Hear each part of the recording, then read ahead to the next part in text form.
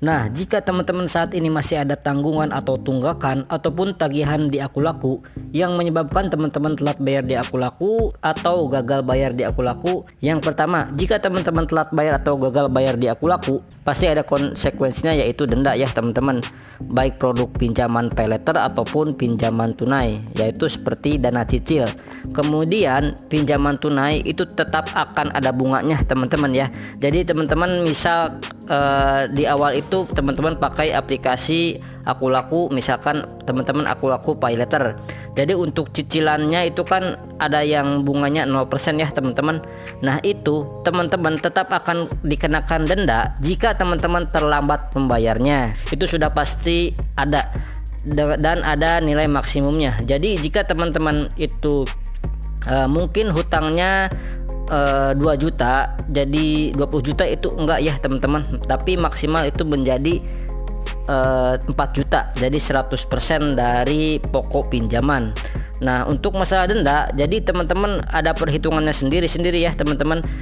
Ketika teman-teman itu sedang galbay, dimana telat bayar atau gagal bayar paylater ataupun dana cicil ataupun dana tunai, biasanya jadi intinya denda itu sudah pasti ada. Tapi di sini yang perlu teman-teman perhatikan adalah nggak bakal denda teman-teman itu berkali-kali lipat ya, seperti itu ya. Jadi teman-teman nggak usah khawatir. Kemudian yang kedua, teman-teman akan masuk ke daftar hitam Akulaku. Jadi maksudnya daftar hitam itu apa sih?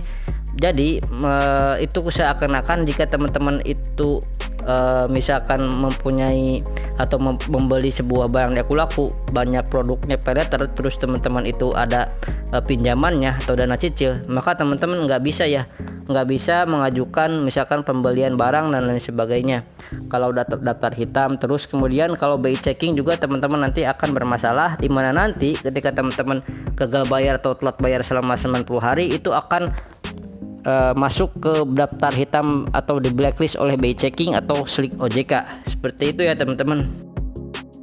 Nah mungkin bagi sebagian orang akan berpikir seperti ini ya teman-teman, kalau misal memang ada uang dalam tabungan, kenapa itu enggak digunakan untuk membayar pinjol aja agar kita bisa bebas dari jeratan hutang pinjol.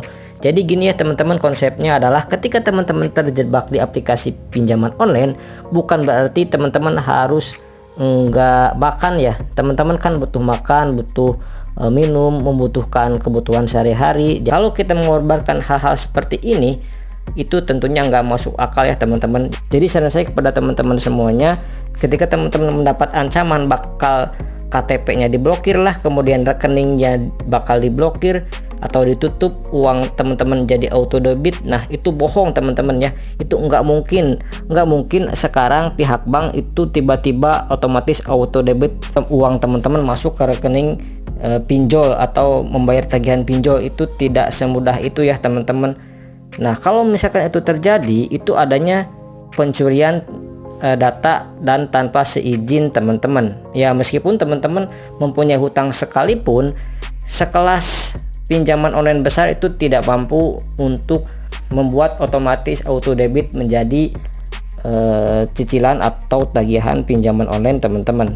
Sekian dulu di video kali ini, mudah-mudahan informasi ini bermanfaat untuk teman-teman semuanya. Saya pamit, wassalamualaikum warahmatullahi wabarakatuh.